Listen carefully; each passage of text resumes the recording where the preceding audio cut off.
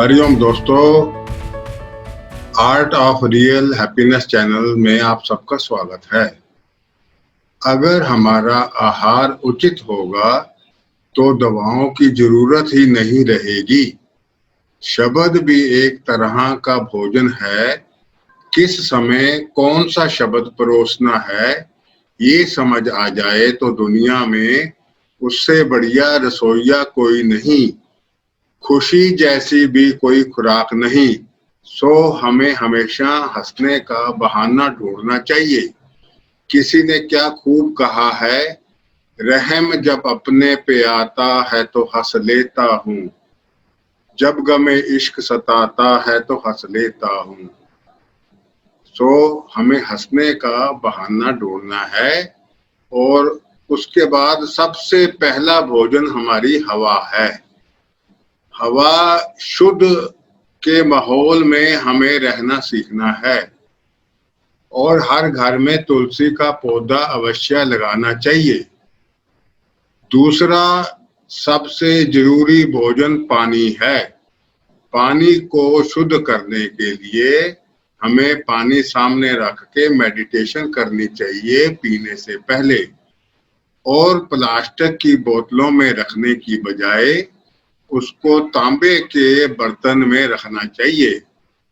और हमें ऑर्गेनिक खाने की कोशिश करनी चाहिए। भोजन को भी हमें खाने से पहले सामने रखकर मेडिटेशन करके ही खाना चाहिए और भगवान का प्रसाद समझकर अल्प मात्रा में खाना चाहिए। भोजन पकाने वाला भी मेडिटेशन करके पकाएगा तो भोजन में ज्यादा पावर होगी। मानव शरीर 5 तत्वों से बना है, पृथ्वी, जल, अग्नि, वायु और आकाश। और इन्हीं 5 से इसका पोषण होता है और बीमार होने पर इन्हीं से इसका उपचार होता है।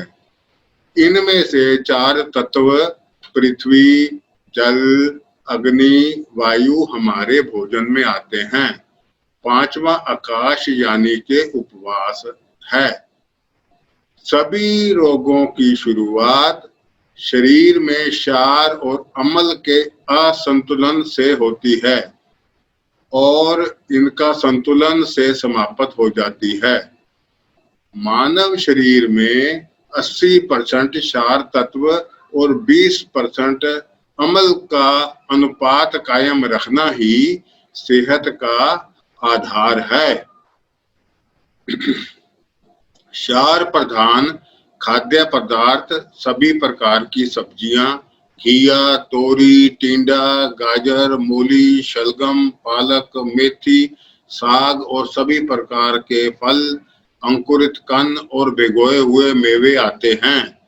अम्ल प्रधान खाद्य पदार्थ रोटी, पनीर, मक्खन, मिठाई, चीनी, नमक, मैदा और बेकरी आदि के बने पदार्थ हैं। कच्चा आहार का सेवन करने वाले को क्षार और अम्ल की कोई समस्या ही नहीं है। कुदरत ने हमें आनंद से भरपूर करने के लिए अलग अलग स्वाद दिए हैं। जैसे आम में भी कई प्रकार की किस्में हैं और सभी का अपना अपना स्वाद है। और फल ही सबसे उत्तम आहार है। उचित मेल में केले के साथ छोटी इलायची खानी चाहिए। ब्राउन राइस के साथ सब्जी लें। गाजर मेथी का भी बढ़िया मेल है।